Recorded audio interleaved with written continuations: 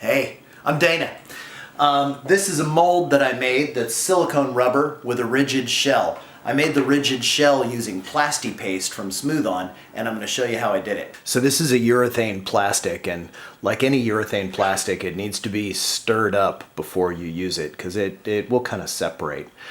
So I'm stirring up this plastic, and it comes in two parts. The mix ratio for this is 2 parts B to 1 part A. So I put some tape marks on my little buckets so I know where to pour it to. And I always put the A part in first, the liquidy part into the bucket, and then put the thicker part in on top of it. And then I mix it with a drill. Usually I mix it on low speed first, and then I take it and I scrape the sides a little bit and make sure that I'm getting all of the parts, that are stuck to the edges in the middle, and then I'll mix it one more time.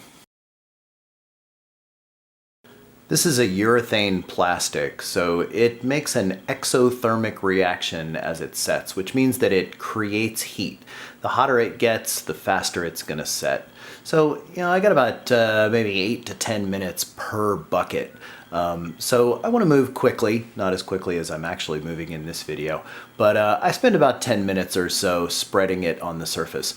When I'm troweling it on the surface, I'm just looking to coat everything. I'm not trying to put a certain thickness on. I'm just getting a coat on everything and spreading it out evenly, trying to make sure that the plastic goes up against the surface.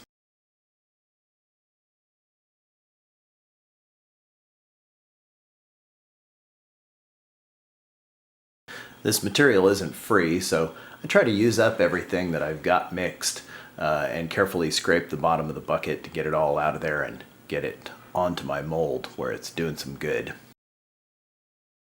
I also make sure to wipe down my spatula every time.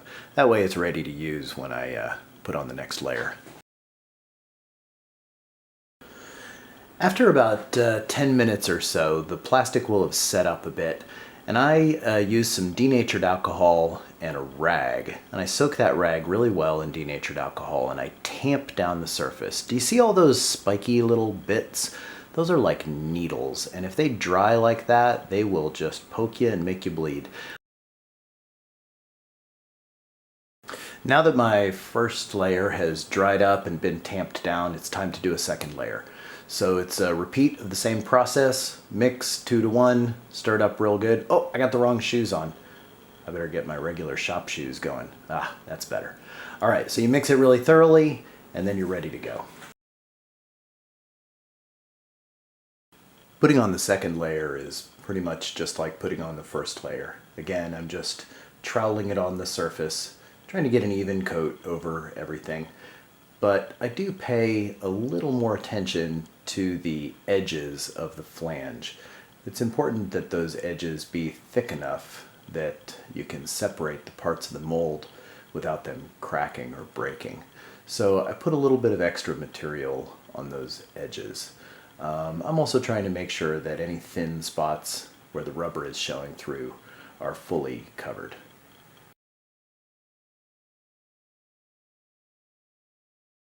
Once that second layer of plastic is on, after it's set up for about 10 minutes, I again tamp it down with the denatured alcohol. This layer is really important to tamp down because these are the parts you're going to be handling and you don't want it to be spiky. It's important when you're using urethane plastic that when you're going to put it away for a while, you put a dry gas blanket inside. This pushes all of the moist air out of the bucket because plastic can be contaminated. When the plastic is setting but not fully set, I trim up all the flanges with a knife. This is one of the advantages of using the playing cards, is that I cut through the plastic until I can see the playing cards. So I cut right into the playing cards a little bit and expose them all the way around the whole perimeter of the mold. That gives me a good visual line for when I start to pry it apart, and it also keeps those edges nice and clean. It's really important when you're doing this step to not cut yourself.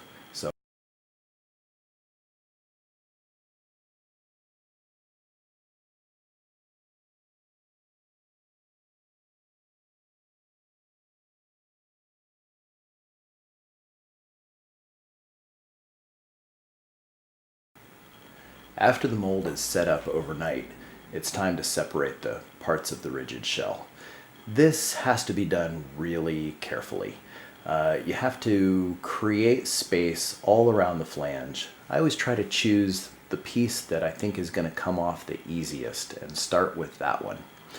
You can see I'm using a combination of flathead screwdrivers and wooden shims, and I work around that seam all the way around. I'm never prying or putting too much pressure in one part of the seam. Even when I think it's pretty close to opening, I'll still go to the other side and create a little more space before I actually try to separate that whole piece off of there. You want to do this gently, otherwise the mold can break. Once that first piece comes off, then it's pretty easy to get the other pieces off after that. But the same principle applies. You want to create space around the seam, make sure that it's going to come off nice and easy, working all around, driving wedges in until it comes off.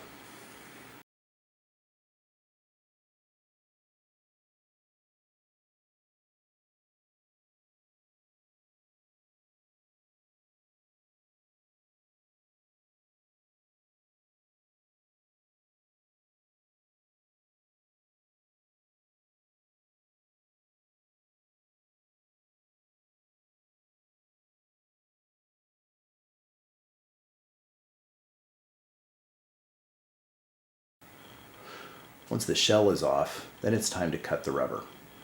I'm going to use a combination of this mold key knife and a regular X-Acto blade.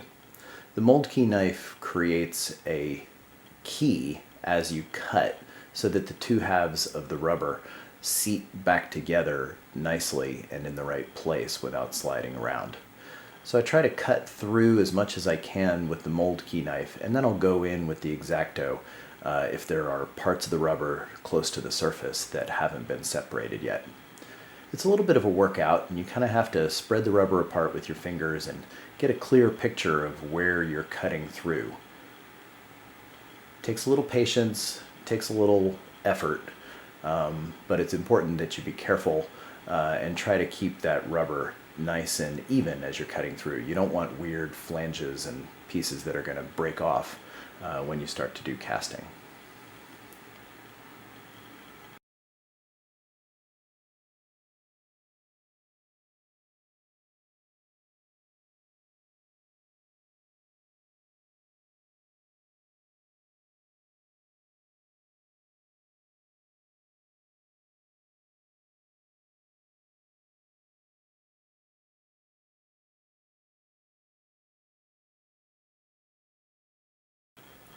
So now that the mold shell is separated, I can clean that up a little bit and clamp the parts back together.